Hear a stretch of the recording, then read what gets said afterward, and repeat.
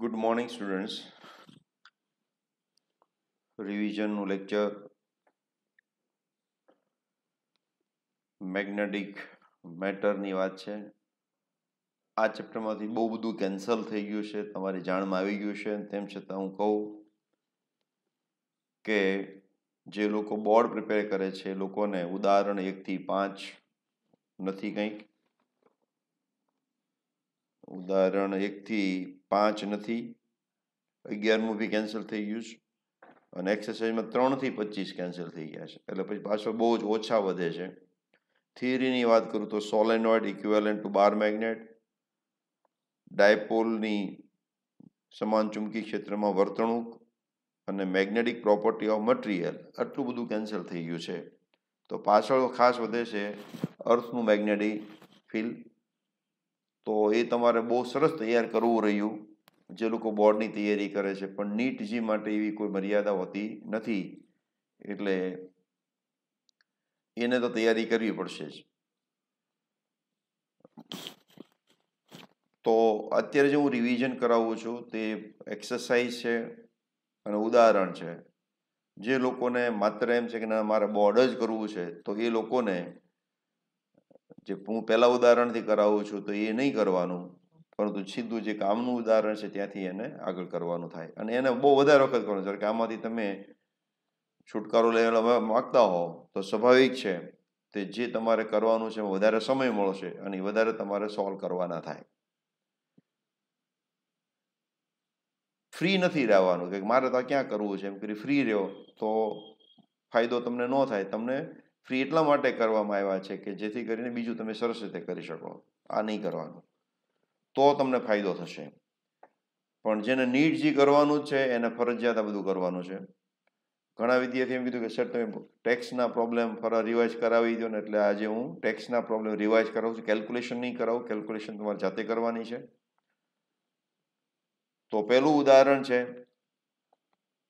ચુંબકી ચાક માત્રા આપેલી છે, જડત્વની ચાક માત્રા આપેલી છે, 10 દોલનો પૂરા કરે છે, તો ચુંબકી ક્ષેત્રનું મૂલ્ય ફોર્મ્યુલા તરત યાદ આવી જવી જોઈએ. તો T બરાબર 2π √I/MB, આ આપણી ફોર્મ્યુલા છે. બરાબર, જેમાં I આપેલું છે જડત્વની ચાક માત્રા, M આપેલું છે મેગ્નેટિક મોમેન્ટ, B બહારનું ચુંબકીય ક્ષેત્ર તમારે શોધવાનું છે, T આવર્તકાળ અહીંયા તમને 6.10 સેકન્ડ આપ્યું છે, 10 માટે છે, તો એના માટે તમારે એક આંદોલનનો સમય શોધવો પડશે. જે B આવશે એ જવાબ આવશે ટેસ્લામાં, કારણ કે આપણે SI પદ્ધતિ વાપરીએ છીએ. આ સૂત્રનો ઉપયોગ કરીને નીટની અંદર કે જીમાં પ્રશ્નો આવવાની બહુ શક્યતાઓ છે.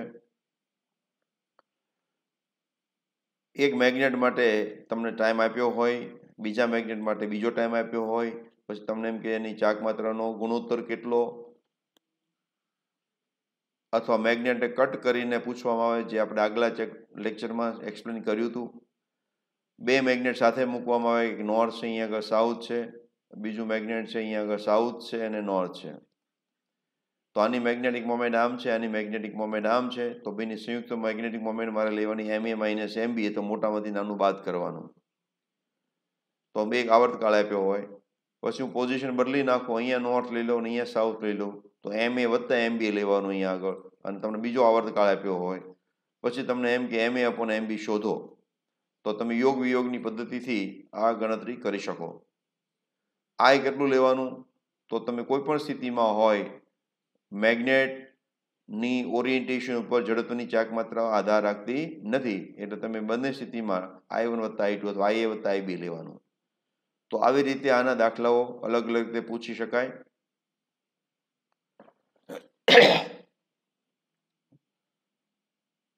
ઘણી વખત એમ કે ચોકડી પાડી દીધેલી છે આવી રીતે, તો પરિણામી મેગ્નેટિક મોમેન્ટ મારે શોધવાની. શું શોધવાની? પરિણામી મેગ્નેટિક મોમેન્ટ. જડત્વની ચાક માત્રા બેના સરવાળા જેટલી થવાની છે. તો આવી રીતના પ્રશ્નો પૂછાય આના આધારે, તો તમને સમજ પડી જવી જોઈએ. બીજો પ્રશ્નમાં જાઉં છું કે એક નાનો ગજિયા ચુંબકની અક્ષ 800 ગોસ જેટલા બાહ્ય ચુંબકી ક્ષેત્ર 30નો ખૂણો મૂકેલો છે, તો ખૂણો છે, આટલું ટોર્ક લાગે છે અને મેગ્નેટિક ફિલ્ડ આટલું છે. તો ચુંબકી ચાક માત્રા શોધો. તો ફોર્મ્યુલા તરત આપણે યાદ આવી જાય, torque is equal to mb sin theta. આપણે ટોર્કની ખબર છે, તમને એમ શોધવાનું છે, બી તમને આપેલું છે, યાદ રાખો ગોસમાં છે, ગોસને મારે ટેસ્લામાં ફેરવવું પડશે અને થીટા બરાબર 30 ડિગ્રી.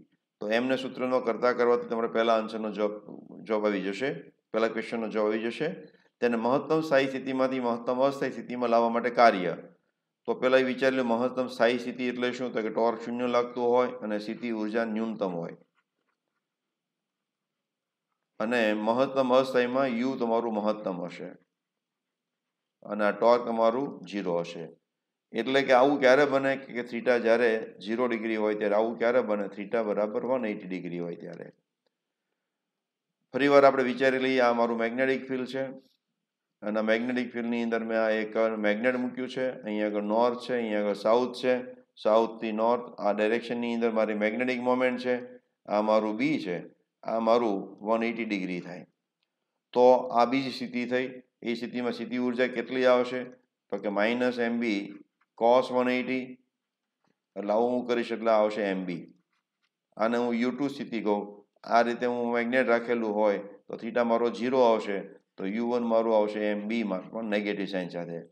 સ્થિતિ ઉર્જામાં થતો ફેરફાર થયેલા કાર્ય બરાબર હોય તો હું u2 માઇનસ u1 કરું તો મને કાર્ય મળી જશે, એટલે 2mb જેટલું આવશે. કેટલું આવશે? 2mb જેટલું આવશે. આ ગજિયા ચુંબકની જગ્યાએ તેટલી જ ચુંબકી ચાક માત્રા ધરાવતું સોલેનોઇડ મૂકવામાં આવે છે, જેના આડછેદનું ક્ષેત્રફળ આપેલું છે 1000 આંટા છે. આ સોલેનોઇડમાંથી પસાર થતા વિદ્યુત પ્રવાહનું મૂલ્ય શોધો કે જેથી કરીને એટલું ચાક માત્રા મળે. તો સોલેનોઇડના ચાક માત્રાની ફોર્મ્યુલા આપણી પાસે છે NIA. n એટલે આંટાઓની સંખ્યા, આ એટલે વિદ્યુત પ્રવાહ, એટલે જડત્વની ચાક માત્રા, m એટલે ચુંબકીય ચાક માત્રા. તો અહીંયા મારે પ્રવાહના સૂત્રનો કરતા બનાવી નાખવાનો છે. યાદ રાખો, જો હું સ્મોલ NIA વાપરું તો મને પોલ સ્ટ્રેન્થ મળે, નંબર ઓફ ટર્ન્સ પર યુનિટ લેન્થ, અને કેપિટલ NIA યુઝ કરું તો મને મેગ્નેટિક મોમેન્ટ મળે. જો n તમને એકમ લંબાઈ આપેલી હોય તો મેગ્નેટિક મોમેન્ટ ખુદ મેગ્નેટિક પોલ સ્ટ્રેન્થ બની જશે. ધ્રુવમાન અને ચુંબકીય ચાક માત્રા બે કેવી થઈ જશે? સમાન, જો તમને યુનિટ લેન્થનું સોલેનોઇડ આપેલું હશે તો. એનો એ દાખલો છે, જે ગુજિયા ચુંબકની તેની લંબાઈને તેની લંબાઈને એમ બે ભાગમાં કટ કરવામાં આવે તો શું થશે? તો જો હું અહીંયાથી કટ કરું તો લંબાઈ અડધી થઈ જશે, લંબાઈ એટલી થઈ જશે અને ધ્રુવમાન બદલાશે નહીં, મેગ્નેટિક મોમેન્ટ અડધી થઈ જશે. જો મારી રીતે કટ કરીશ તો લંબાઈ મારી એની રહેશે, ધ્રુવમાન અડધું થઈ જશે અને મેગ્નેટિક મોમેન્ટ પણ અડધી થઈ જશે. બરાબર. આ ભાઈ આપણે લાસ્ટ લેક્ચરમાં, રિવિઝન લેક્ચરમાં ઘણું બધું ડિસ્કસ કર્યું હતું. નિયમિત ચુંબકીય ક્ષેત્રમાં રહેલી ચુંબકીય સોય ટોર્ક અનુભવે છે, પરંતુ પરિણામી બળ અનુભવતી નથી. જ્યારે ગજિયા ચુંબક પાસે મૂકેલી ખીલી ટોર્ક ઉપરાંત આકર્ષી બળ પણ અનુભવે છે. તો જ્યારે આપણે સમાન ચુંબકી ક્ષેત્રમાં મેગ્નેટને મૂકી, અહીંયા નોર્થ હોય, અહીંયા આગળ સાઉથ હોય, આપણું ફિલ્ડની ડાયરેક્શન હોય, તો આ બાજુ બળ લાગવાનું છે Fn કહેશું એને. એ કેટલું હોય? તો કે mb હોય. આ બાજુ બળ લાગવાનું છે, એ પણ કેટલું હશે? તો કે એ પણ mb હશે, પણ એની ડાયરેક્શન કેવી છે? ઉલટી છે. બરાબર છે. તો તમે જોશો ઓપોઝિટ ડાયરેક્શનમાં છે, ફિલ્ડ બે સરખું છે, પોલ્સને બેની સરખી છે, એટલા માટે પરિણામી બળ 0 હોય. પરંતુ બે બળો કોઈ ચોક્કસ અંતરે લાગતા હોવાથી એની પર ટોર્ક લાગશે. જ્યારે સોયને નજીક મૂકવામાં આવે તો અહીંયા આગળ ઇન્ડ્યુસ મેગ્નેટિક ફિલ્ડ ઉત્પન્ન થાય આની અંદર, અને એ મેગ્નેટિક ફિલ્ડ જે ઉત્પન્ન થવાનું છે કેવું છે? નોન યુનિફોર્મ હોય. નોન યુનિફોર્મ મેગ્નેટિક ફિલ્ડની અંદર હંમેશા પરિણામી બળ 0 હોતું નથી. બરાબર. એટલે ટોર્ક પણ લાગે અને બળ પણ લાગશે. એ પછી શું દરેક સંરચના અને ઉત્તર ધ્રુવ અને દક્ષિણ ધ્રુવ હોવા જોઈએ? ના, એવું જરૂરી નથી. દાખલા તરીકે ટોરોઇડ છે, તો ટોરોઇડને કોઈ ચોક્કસ નોર્થ પોલ અને સાઉથ પોલ હોતો નથી, કારણ કે આ રીતે ગોઠવાયેલા હોય છે. નોર્થ, અહીંયા આગળ સાઉથ, પછી નોર્થ સાઉથ કન્ટિન્યુ હોય. એવી રીતે મેગ્નેટિક રિંગ હોય તો પણ એને કોઈ મેગ્નેટિક નોર્થ અને સાઉથ આપણે કહી શકીએ નહીં. બે એક સરખા લોખંડના ટુકડા એ ને બી છે, જેમાંથી એક ચોક્કસપણે ચુંબકિત કરેલો હોવાનું જ્ઞાત છે, પરંતુ કયો છે આપણે જાણતા નથી. તો કયો ટુકડો છે એ મેગ્નેટ છે ને કયો મેગ્નેટ નથી એ આપણે કહેવાનું હોય તો બહુ સિમ્પલ વસ્તુ છે. ત્યાં ધારો કે એક મેગ્નેટ બે આઈડેન્ટિકલ છે માની લઈએ, આ મારું મેગ્નેટ છે આ મેગ્નેટ નથી, એવું હોય તો શું થઈ શકે? આ મેગ્નેટ છે મારા ડાબા હાથમાં છે, તો જો હું અહીંયા આગળ નોન મેગ્નેટને મૂકું તો વધારે ફિલ્ડ તરફ ખસી જશે અથવા નીચે તરફ ખસી જશે, ઉપર અથવા નીચે. પરંતુ જો આને હું અહીંયા લગાવું અહીંયા લગાવું તો દરેક સરખી રીતે ચોંટશે. તો સમજો ગમે જગ્યાએ જો ચોંટતી એવી વસ્તુ હોય તો એ કેવું હોય? મેગ્નેટ હોય. અને ખસી જતું હોય એ શું હોય? નોન મેગ્નેટ હોય. આ રીતે તમે મેગ્નેટને જુદા પાડી શકો.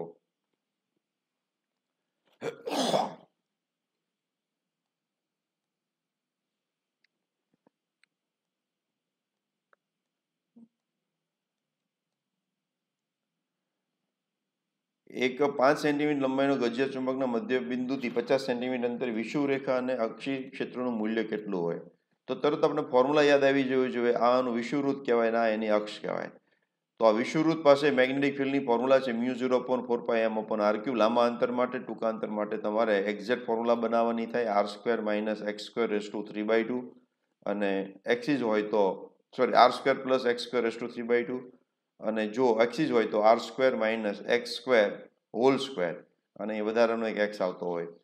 ટૂંકમાં એ ફોર્મ્યુલા જે આપણી તમારી પાસે છે એ બરાબર છે. તો આ ફોર્મ્યુલા મારે અહીંયા આગળ શોધવાની છે, અને જો મારે અહીંયા જોતું હોય તો 2 વડે ગુણવાનું થાય છે. બરાબર છે. બંને જો સરખા ફીલ થતા હોય એ આપણે ગણતરી થઈ ગઈ. તો આમ તો બે રિલેશન તમે કરશો, બે જગ્યાએ ફીલ સરખા હોય તો આ એનું રિલેશન આવે છે કે ઇક્વેટર ઉપર પાસે જે ફીલ ઉત્પન્ન થવાનું છે એ એક્સિસ ઉપરથી ફીલ ઉત્પન્ન છે તેટલા જ અંતરે એની કરતાં હંમેશા ઓછું છે, કારણ કે અહીંયા બે વડે ગુણાયેલું હોય છે અને અહીંયા 2 વડે ગુણાયેલું નથી. એટલે કે એક્સિસ ઉપર 2 વડે ગુણાયેલું હોય છે, જ્યારે ઇક્વેટર ઉપર 2 વડે ગુણાયેલું નથી. તો આના આધારે લાસ્ટ લેક્ચરમાં બી થોડું મેં ડિસ્કશન કર્યું હતું, તમને યાદ હશે. આ એક બહુ સરસ ક્વેશ્ચન છે. એ જુદી રીતે હું લઈ લઉં છું કારણ કે સમજવામાં તમને સરળતા પડે. ઓકે, સંરચના ક્યાં ગઈ? પાછી અહીં છે? નહીં, કોપી નથી થઈ. Ctrl+C.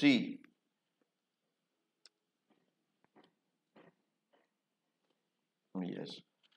તો અહીંયા આગળ એક મેગ્નેટિક નીડલ છે, અને મેગ્નેટિક નીડલ આ એરો બતાવે છે કે આ બાજુ સાઉથ છે ને આ બાજુ નોર્થ છે, કારણ કે હંમેશા મેગ્નેટિક મોમેન્ટ સાઉથથી નોર્થ તરફ હોય. અને અલગ અલગ સ્થિતિની અંદર મેગ્નેટિક નીડલ તો કઈ તમારી સંરચના સંતુલનમાં નથી, કઈ સંતુલનમાં છે, સ્થાયી છે, અસ્થાયી છે, એ બધું શોધવું હોય તો બહુ બેઝિક વસ્તુ મારે જોવાની કે આ મારી પહેલા હું લઈ લઉં છું. અહીંયા આગળ સાઉથ અને નોર્થ ઓફ મેગ્નેટિક ફિલ્ડ તમારું આવું થવાનું છે. બરાબર છે. તો મારે જે જગ્યાએ મારે શોધવું હોય ત્યાં આગળ મારે મેગ્નેટિક ફિલ્ડને ડ્રો કરવાની. ધારો કે આપણે અહીંયા શોધવું છે Q3 પાસે, તો હું આ રીતે દોરી કાઢું. ઓકે, અહીંયા આગળ આ બે વચ્ચેનો ખૂણો કેટલો છે? તો આ મેગ્નેટિક ફિલ્ડ છે, મેગ્નેટિક મોમેન્ટ છે. તો અહીંયા આગળ θ3 બરાબર હું 0 ડિગ્રી કહી શકું. હવે મારે ટોર્કની ગણતરી કરવાની, સ્થિતિ ઉર્જાની ગણતરી કરવાની. ટોર્ક બરાબર શું? તો કે mb sin θ, અને u બરાબર શું? તો કે -mb cos θ. હવે થીટાની કિંમત મૂકું, જો યુ મારું ઋણ આવે એટલે કે સ્થિતિ ઉર્જા ન્યૂનતમ છે, અને ટોર્ક બરાબર 0 આવે એટલે ટોર્ક લાગતું નથી, તો સ્થિતિ ઉર્જા ન્યૂનતમ હોય, ટોર્ક 0 હોય એટલે એ સ્થાયી અવસ્થા કહેવાય. યુ મારું ન્યૂનતમ, મેં પહેલા કીધું હતું ટોર્ક 0, પણ જો ટોર્કની કિંમત 0 ન હોય તો એ સમતોલનમાં નથી તેમ કહેવાય. સમતોલન બે પ્રકારના હોય, સ્થાયી સમતોલન ને અસ્થાયી સમતોલન. સ્થાયી સમતોલન એટલે યુ મિનિમમ હોય, ટોર્ક 0 હોય. અસ્થાયી સમતોલન એટલે યુ તમારું મહત્તમ હોય ને ટોર્ક 0 હોય. અને અસમતોલન સ્થિતિ એટલે ટોર્ક અશૂન્ય હોય. આ ત્રણ બાબતને આધારે આપણે સમજાવી શકીએ કે કયું પોઝિશનમાં સ્થાયી સમતોલન છે, અસ્થાયી સમતોલન છે કે અસમતોલનમાં છે. દાખલા તરીકે મારે અહીંયા જોવું છે Q4 પાસે, તો ફીલ્ડ લાઈન આમ જશે, એની વચ્ચેનો ખૂણો 180 થશે. તો અહીંયા 180 મૂકી દઉં તો ટોર્ક બરાબર 0 થશે. અહીં 180 મૂકી દો તો યુ બરાબર mb થશે. એનો અર્થ એવો થાય અસ્થાયી સમતોલનમાં છે એમ કહેવાય. તો આવી રીતે તમે કોઈ પણ સ્થિતિ આપેલી હોય તો તમે જવાબ આપી શકો.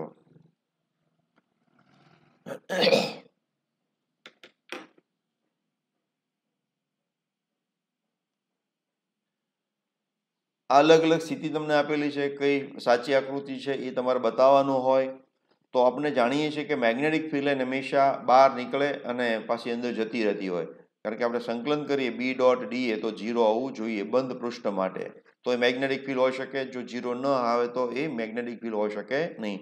તો અહીંયા તમે જોઈ શકો છો બધી જગ્યાએ ફિલ્ડ લાઇન બહાર આવે છે, અંદર એકે જતી નથી, એટલે આ મેગ્નેટિક ફિલ્ડ હોઈ શકે નહીં, પણ ઇલેક્ટ્રિક ફિલ્ડ ચોક્કસ હોઈ શકે. અહીંયા આગળ તમે જુઓ તો મેગ્નેટિક ફિલ્ડ લાઇન આવી આના બાજુ, હું કોઈ પણ બંધ પૃષ્ઠ લઉં આ ધારો કે, તો જેટલી અંદર જાય છે એટલી જ બહાર આવે છે. તો અહીંયા આગળ મેગ્નેટિક ફિલ્ડનું સંકલન કરીશ તો 0 આવશે, એટલે આ શક્ય બનશે.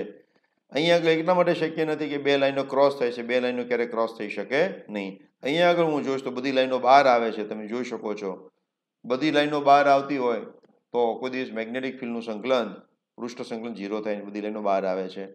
અહીંયા આગળ હું લઉં તો જેટલી લાઈનો અંદર જાય છે એટલી જ બહાર આવે છે, એટલે અહીંયા આગળ 0 શક્ય બને. તો તમારે એક જ બે બાબતથી કહેવાય લાઈનો ક્રોસ થાય નહીં, અથવા તો મેગ્નેટિક ફિલ્ડ લાઈન જેટલી અંદર જાય એટલી જ બહાર આવતી હોય તો સમજવાનું કે આ મેગ્નેટિક ફિલ્ડ છે, અધરવાઇઝ મેગ્નેટિક ફિલ્ડ નથી.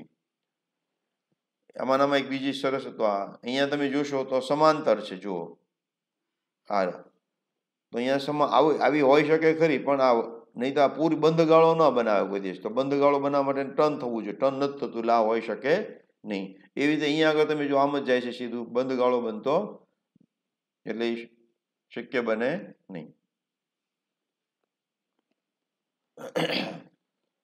ચુંબકીય ક્ષેત્ર રેખાઓ વડે દર્શાવેલી દિશામાં ચુંબકી સોય ગોઠવાય છે. શું ચુંબકીય ક્ષેત્ર રેખાઓ ગતિ કરતા વિદ્યુતભાર માટે દરેક બિંદુ ચુંબકીય બળ રેખાઓ દર્શાવે છે? ચુંબકીય ક્ષેત્ર રેખાઓ વડે દર્શાવેલી દિશામાં ચુંબકિત કરેલ સોય ગોઠવાય છે. શું ચુંબકીય ક્ષેત્ર રેખાઓ ગતિ કરતા વિદ્યુતભાર માટે દરેક બિંદુએ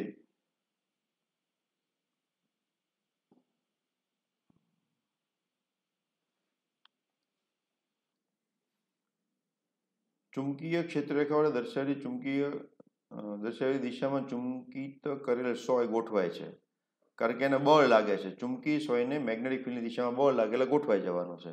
શું ચુંબકીય ક્ષેત્ર રેખાઓ ગતિ કરતા વિદ્યુતભાર માટે દરેક બિંદુ ચુંબકીય બળ રેખાઓ દર્શાવે છે? તો એ શક્ય નથી, કારણ કે વિદ્યુત પ્રવાહ જે દિશામાં જતો હોય એને લંબ દિશામાં બળ લાગે, એટલે અહીંયા એક રેખસ્થ ન થાય, પરંતુ અહીંયા એક રેખસ્થ થાય છે. એટલે કે ચુંબકીય સોય હંમેશા મેગ્નેટિક ફિલ્ડની દિશામાં ગોઠવાય, પરંતુ વિદ્યુતભાર તે દિશામાં જતું નથી અને લંબ જાય. ટોરોઇડના ગર્ભભાગમાં ચુંબકીય ક્ષેત્ર રેખાઓ સંપૂર્ણપણે સમાયેલી હોય છે, પરંતુ સીધા સોલેનોઇડમાં નહીં. શા માટે? તો અહીંયા તમે જો મેગ્નેટિક ફિલ્ડ લાઇન છે બધી અંદર છે, અને સોલેનોઇડમાં તમે અંદર જાય પછી એને બંધ થવા માટે બહાર નીકળવું જ પડે, એટલે બધી સમાયેલી હોતી નથી. જ્યારે અહીંયા આગળ નોર્થ પોલ એવું નેટ હોતું નથી, એટલે બધી સમાયેલી હોય છે. જો ચુંબકીય એક ધ્રુવીઓ અસ્તિત્વ ધરાવતી હોત તો ચુંબકત્વ માટેના ગૌસનો નિયમ કેવો થાત? કાંઈ નહીં. જો અહીંયા આગળ આપણે એમ કહીએ છીએ બી ડોટ ડી એ બરાબર શું થાય છે? 0, તો એ 0 થાત નહીં. જો મોનોપોલ એક્ઝિસ્ટ હોત તો આ 0 ન હોત. શું ગજિયા ચુંબકનું ચુંબકીય ક્ષેત્ર તેના પોતાના પર ટોર લગાડે છે? શું વિદ્યુત પ્રવાહ ધારિત તારનો એક ખંડ તે જ તારના બીજા વિદ્યુત ભારિત ખંડ પર બળ લગાડશે ખરું? તો પોતે પોતાનું ટોર્ક નહીં લગાડે, એટલા માટે કે એનું રિઝલ્ટન જે થતું હોય એ કેવું થઈ જશે? 0 થઈ જાય છે. એટલે પોતે ટોર્ક લગાડે નહીં. એવી રીતે વિદ્યુત પ્રવાહધારિત તાર છે એ પણ પોતાના ઉપર બળ લગાડશે નહીં. હા, જો એ અનિયમિત આકારનું હોય તો આની પર બળ ચોક્કસ લગાડે, પણ જો સુરેખ હશે તો બળ લગાડશે નહીં. શું ગજિયા ચુંબકનું ચુંબકીય ક્ષેત્ર ગતિમાન વિદ્યુત ભારોના કારણે ચુંબકીય ક્ષેત્ર ઉદ્ભવે છે? કોઈ તંત્રનો ચોખ્ખો વિદ્યુતભાર 0 હોય તો પણ તેને ચુંબકીય ચાક માત્રા હોઈ શકે ખરી? તંત્રનો ચોખ્ખો વિદ્યુતભાર 0 હોય તો પણ તેને ચુંબકીય ચાક માત્રા હોઈ શકે, કારણ કે પ્રવાહ ધારો કે ધન વિદ્યુતભાર છે, કોઈ ધારો કે આમ ફરે છે, બીજો વિદ્યુતભાર આમ ફરે છે, ઋણ છે, નેટ વિદ્યુતભાર કેવો છે? 0 થયો, પણ એકનું મેગ્નેટિક મોમેન્ટ આમ હોય, બીજાની મેગ્નેટિક મોમેન્ટ આમ હોય, તો રિઝલ્ટન્ટ તમારી મેગ્નેટિક મોમેન્ટ તો મળવાની છે. એટલે નેટ વિદ્યુતભાર 0 હોય તેમ છતાં નેટ મેગ્નેટિક મોમેન્ટ હોઈ શકે છે. પૃથ્વીનું ચુંબકીય ક્ષેત્ર વિષુવવૃત્ત પાસે આટલું છે, તો પૃથ્વીની દ્વિધ્રુવી ચાક માત્રા કેટલી હોય? તો આપણું પૃથ્વી છે અને અહીંયા આગળનું મેગ્નેટિક ફિલ્ડ આપણને આપેલું છે 0.4 ગોસને ટેસ્લામાં ફેરવવાનો. તો અહીંયા આગળ આપણે ઇમેજિન કરી શકીએ આપણે અર્થની અંદર મેગ્નેટ છે. તો આ કયું પોઈન્ટ આવ્યું તો કે વિષુવવૃત્ત ઉપરનું. વિષુવવૃત્તની ફોર્મ્યુલા μ0/4πm/r3 r એટલે ત્રિજ્યા કોની? અર્થની. જો તમારે આર શોધવાનું હોય તો તમારે ક્યુબ રૂટ શોધવાનો થાય. ક્યુબ રૂટ ગણતરી તમારે પ્રેક્ટિસ કરવી પડે. આમાં તો બહુ સિમ્પલ છે અને તેમ છતાં કોઈનો ક્યુબ કરવો એટલે થોડીક લાંબી પ્રક્રિયા થતી હોય છે. તો જ્યારે કેલ્ક્યુલેશન તમે પ્રેક્ટિસ કરશો તો તમને ચોક્કસ આઈડિયા આવી જશે. આર એટલે પૃથ્વીની ત્રિજ્યા અહીંયા આવશે, એમ એટલે આપણે શોધવાનું છે. બરાબર છે. એવી રીતે વિષુવવૃત્ત ઉપર અહીંયા પણ આપણે અક્ષ ઉપર પણ શોધી શકીએ. તો અહીંયા મારે બગડ આપણે ગુણવું પડશે. કોઈ સ્થાનના ચુંબકીય ધ્રુવધ્રુવમાં પૃથ્વીના ચુંબકીય ક્ષેત્રનો સમક્ષિતિજ ઘટક આપેલો છે 0.24 ગજ, નમન કોણ એટલો છે. તો તે સ્થળે ચુંબકીય ક્ષેત્ર કેટલું હોય? તો આપણે જાણીએ છીએ HE બરાબર શું થાય છે? B cos I. I એટલે નમન કોણ. તો B બરાબર HE પણ cos I. બહુ સિમ્પલ ફોર્મ્યુલા બની ગઈ તમારી. એવી રીતે જો તમને એવું કીધું કે વર્ટિકલ કોમ્પોનન્ટ શોધો, તો વર્ટિકલ જો અર્થનો કોમ્પોનન્ટ મારે શોધવો હોય તો શું છે ફોર્મ્યુલા આપણી? B sin I. તો આના પ્રોબ્લેમમાં આપણે ગણાવી શકાય. અને આનો સ્ક્વેર કરું વત્તા આનો સ્ક્વેર એનો વર્ગમૂળ કરું B મળી જાય. એટલે કે B બરાબર શું? તો કે વર્ગમૂળમાં HE સ્ક્વેર વત્તા V સ્ક્વેર. આ એક બાબત. આ HE ને V ક્યાં છે? તો કે મેગ્નેટિક મેરિડિયનમાં છે. જો મેગ્નેટિક મેરિડિયનની જગ્યાએ તમે કોઈ બીજા સમતલની અંદર પ્રયોગ કરવા જાઓ તો V નહીં બદલાય પણ HE ચોક્કસ બદલાઈ જશે. તો ધારો કે હું પ્રયોગ અહીંયા કરતો હોઉં તો ચોક્કસ મને HE મળે, પણ હું બીજા સમતલમાં કરવા જાઉં તો HE પ્રાઇમ થઈ જશે. અને HE પ્રાઇમ કેટલો હોય? તો HE cos થીટા હોય. કેટલો હોય? HE prime HE cos theta. તો અહીંયા આગળ જો હું પ્રયોગ કરતો હોઉં તો મારો HE બદલાઈ ગયો, V એનો એ રહ્યો. હવે મારો જો નમન કોણ મારે શોધવો હોય તો સાચો નમન કોણ આવે નહીં, પરંતુ ખોટો નમન કોણ આવે. કેવો આવશે? ખોટો. તો સાચો નમન કોણ અને ખોટો નમન કોણ વચ્ચેનું રિલેશન તમે શોધી શકો છો. તમે મેં એક ડિરાઈવ કર્યું હતું cot square delta 1 plus cot square delta 2 is equal to cot square delta. Delta 1 એટલે કોઈ એક સમતલમાં નમન કોણ, ડેલ્ટા 2 એટલે કોઈ બીજા સમતલમાં નમન કોણ જે એકબીજાને લંબ છે, અને ડેલ્ટા એટલે સાચા મેગ્નેટિક મેરિડિયનમાં નમન કોણ.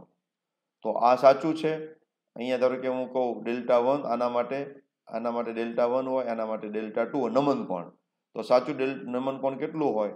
તો એ cot square delta 1 plus cot square delta 2 is equal to cot square delta, જે સાચો નમન કોણ. તો નમન કોણનો સિમ્બોલ અહીં I કીધું તો I કહેશું. બરાબર છે. એક સોલેનોઇડના ગર્ભમાં દ્રવ્યની સાપેક્ષે પરમિયાબિલિટી 400 છે. સોલેનોઇડના આટા ગર્ભથી અવાહક વડે જુદો પડેલો છે. આટામાં 2 એમ્પિયર જેટલો વિદ્યુત પ્રવાહ વહે છે. 1 મીટરથી આટાની સંખ્યા 1000 છે. તો H, M, B અને મેગ્નેટાઇઝિંગ પ્રવાહ શોધો. ફરીવાર આ દાખલો છે એ બોર્ડ માટે નથી. ક્યારેક આમાં નીટમાંથી પૂછાતો હોય છે. બહુ ઓછા પૂછાયેલા છે પણ ક્યારેક પૂછાયેલો હોય. તો બહુ μr તમને આપેલું છે સાપેક્ષ પરમિયાબિલિટી. તો μr એટલે શું? તો કે μ/μ0. તો આની પરથી મને μ મળી શકે. μr આપ્યો છે તેનામાંથી મને શું મળી છે? μ મળી જશે. બરાબર. હવે આપણે ગણવાનું છે H. તો H is equal to NI. n તમને આપ્યું છે, પ્રવાહ આપ્યો છે, તો મને H મળી ગયો. બરાબર છે. હવે B is equal to μH. B is equal to શું મારી ફોર્મ્યુલા છે? μH. μ એટલે μr ઇન્ટુ μ0. તો μr ઇન્ટુ μ0 કરી નાખ્યું. H આપણે ગણેલું છે તો મને શું મળી ગયું? B મળી ગયું. હવે આ B ખરેખર શું છે? તો ધારો કે મારો સોલેનોઇડ છે અને એની અંદર મેં પદાર્થ મૂકેલો છે. આમાં વહેતો પ્રવાહ મારો I છે અને મેગ્નેટાઇઝિંગ પદાર્થ છે અંદર, એની અંદર એક પ્રવાહ ઉત્પન્ન થાય એને મેગ્નેટાઇઝિંગ પ્રવાહ કહેવાય. તો I ને કારણે અને IM ને અન્યને કારણે ઉત્પન્ન થતું મેગ્નેટિક ફિલ્ડનો સરવાળો એટલે મારો B થયો. બરાબર છે. તો B મળી ગયું છે, H મળી ગયું છે. M મારે જોઈએ છે. તો M ઇઝ ઇક્વલ ટુ કાઈ H ફોર્મ્યુલા છે. M ઇઝ ઇક્વલ ટુ કાઈ H. H મને ખબર છે. કાઈ એટલે શું? તો કે μr-1. તમને યાદ ફોર્મ્યુલા હશે. μr-1 એટલે શું કહેવાય? AI. તો એની કિંમત મૂકી દઈશ તો મને M મળી જશે. અને અહીંયા જે મેં તમને કીધું એ મુજબ કે બંનેને કારણે મળતું મેગ્નેટિક ફિલ્ડ છે.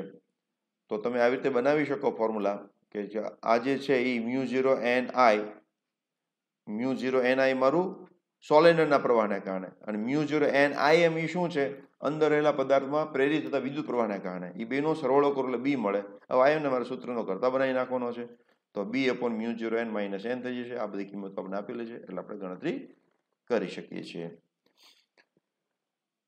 અહીંયા એક ફેરોમેગ્નેટિક આયરનનો ડોમેઇન સમઘન આકારનું આપેલું છે, જેની સાઇઝ આપણને આપેલી છે. ડોમેનર આયનના પરમાણુની સંખ્યા, ડોમેનની મહત્તમ શક્તિ એવી ડાયપોલ મોમેન્ટ અને મેગ્નેટાઇઝેશન ગણો. જો મારે મેગ્નેટાઇઝેશન ગણવું હોય તો મેગ્નેટાઇઝેશન બરાબર છે કેટલું હોય તો કે total magnetic moment divide by volume. Total magnetic moment કેટલી હોય તો અંદર રહેલા પરમાણુઓની અથવા અણુઓની સંખ્યા ગુણ્યા magnetic moment of each one, દરેકની. આ મારે ગણવું હોય તો શું કરવું પડે? તો મારે આનું કદ ગણવાનું. પહેલા આનું કદ ગણી નાખું. કઈ રીતે? L cube. તો મને કદ મળી ગયું. હવે આમાં કેટલા એટમ છે એ મારા n થાય, તો કદ ઉપરથી હું દળ ગણી નાખું. દળ એટલે શું? તો કે ઘનતા ગુણ્યા કદ. એની માટે મને મળી ગયું દળ. પછી મારે શું કરવાનું? આટમની સંખ્યા ગણવાની. જો m0 જેટલું દળ હોય તો Na જેટલા એટમ્સ હોય, તો m જેટલું દળ હોય તો કેટલા? m જેટલું દળ હોય તો કેટલા? બરાબર છે. તો એની પરથી મને શું મળી જશે? એટમની સંખ્યા મળી જશે. એટમની સંખ્યા મળી ગઈ. દરેકની મેગ્નેટિક મોમેન્ટ કેટલી છે તો કે એ આપણે મને આપેલી છે. દરેકની મેગ્નેટિક મોમેન્ટ તમને આપેલી છે, જો આપેલી છે. તો હું એને એટમની સંખ્યા વડે ગુણી નાખું તો શું મળે? ટોટલ મેગ્નેટિક મોમેન્ટ મળશે. ટોટલ મેગ્નેટિક મોમેન્ટને વોલ્યુમ વડે ગુણી નાખું તો શું મળશે? મેગ્નેટાઇઝેશન. બરાબર છે. તો પહેલા મારે કદ શોધવાનું. કદ ઉપરથી મારે એનું દળ શોધવાનું. દળ ઉપરથી મારે એટમની સંખ્યા શોધવાની. એટમની સંખ્યાને હું મેગ્નેટિક મોમેન્ટ વડે ગુણું તો ટોટલ મેગ્નેટિક મોમેન્ટ મળશે. મેગ્નેટિક મોમેન્ટને હું કદ વડે ભાગી નાખું તો મને મેગ્નેટાઇઝેશન અથવા તો ઇન્ટેન્સિટી ઓફ મેગ્નેટાઇઝેશન મળી જશે.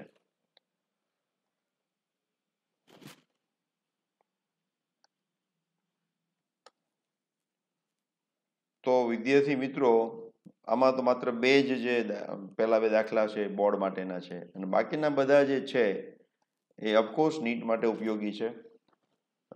એક નાના ચુંબકના અક્ષને 0.25 ટેસ્લાનો મી ચુંબકીય 30ના ખૂણે મૂકવામાં આવે તો ટોર્ક કેટલું લાગે? તો મેગ્નેટિક મોમેન્ટ. ફોર્મ્યુલા સીધી, ટોર્ક બરાબર mb sin θ. એમને સૂત્રનો કરતા બનાવી નાખીએ એટલે તમારો જવાબ આવી જશે.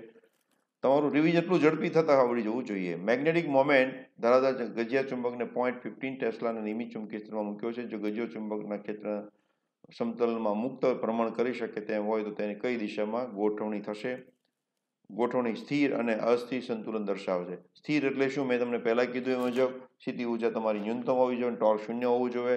અને અસ્થિર એટલે કે ટોર્ક શૂન્ય હોવું જોઈએ પણ સ્થિતિ ઉર્જા મહત્તમ હોવી જોઈએ. એટલે એક વખત ખૂણો મારા θ બરાબર 0 લેવાનો છે અને બીજી વખત મારે θ 180 લેવાનો છે.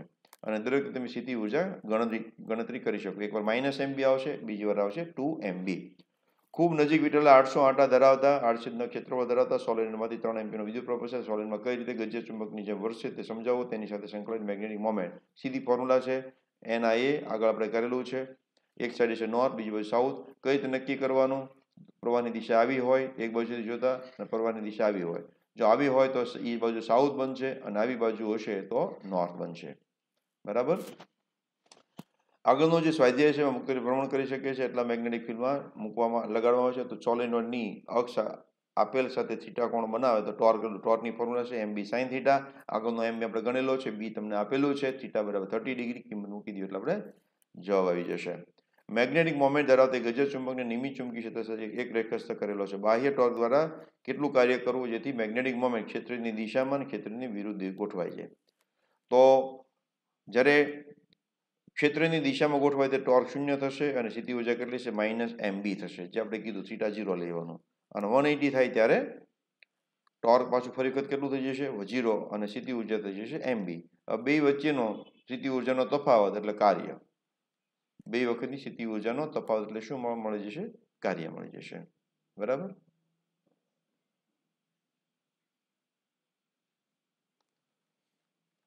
બે 2000 આંટાવાળા એક આડછેદનું ક્ષેત્રફળ સોલેનોઇડમાંથી એટલો પ્રવાહ પસાર થાય છે અને તેને કેન્દ્રમાં એવી રીતે લટકાવવામાં છે કે જેથી કરીને સમક્ષિતિજ સમતલમાં ભ્રમણ કરી શકે. સોલેનોઇડ સાથે સંકળાયેલી મેગ્નેટિક મોમેન્ટ કેટલી? સીધી ફોર્મ્યુલા.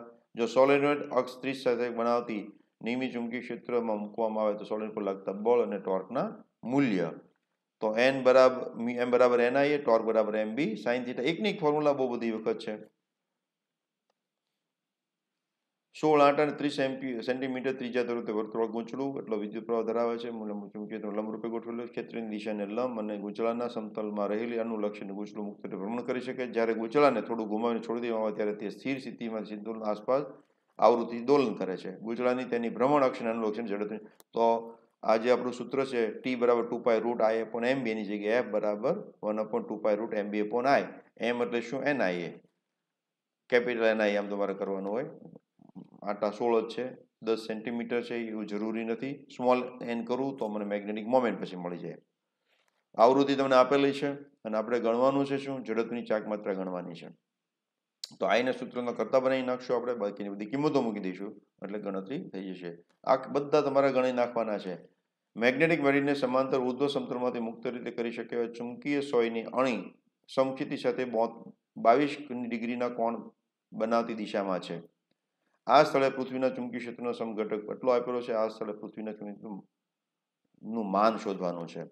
તો I બરાબર 22 તમને આપેલું છે, IC બરાબર 0.35, B શોધવાનું છે. તો HE બરાબર BE cos I ફોર્મ્યુલા છે, તો B સીધી ફોર્મ્યુલા છે તમારી અને તમને કિંમત મળી જશે. બરાબર છે. આફ્રિકામાં કોઈ ચુંબકીય સોય ભૌગોલિક સાથે 12 ડિગ્રી પશ્ચિમ તરફ દર્શાવે છે. નમન વર્તુળ એક પ્રકારનું નમન કોણ માપવાની મેથડ છે જેને આપણે મેગ્નેટિક મેરિડમાં રાખવાનું હોય. ચુંબકીય સોયના ઉત્તર ધ્રુવની અણીને મેગ્નેટિક મેરિડના સમતલમાં રાખતા તે સમક્ષિતિ સાથે 60નો ખૂણો દર્શાવે છે. પૃથ્વીના ક્ષેત્રનો સમક્ષિતિ એટલો હોય તો આ સ્થળે પૃથ્વીના ક્ષેત્રની દિશા અને મૂલ્ય. અહીં 12 ડિગ્રી ડેક્લિનેશન કહેવાય. ડીપ એંગલ 60 છે તો HE બરાબર 0.16 છે, તો HE બરાબર BE cos I. આની કોઈ જરૂર જ નથી પડતી. તમે જોયું, કોઈ એની જરૂર પડતી નથી. તો અહીંયા સુધી હું રાખું છું. તમે વાક્યના પ્રોબ્લેમ પૂરા કરી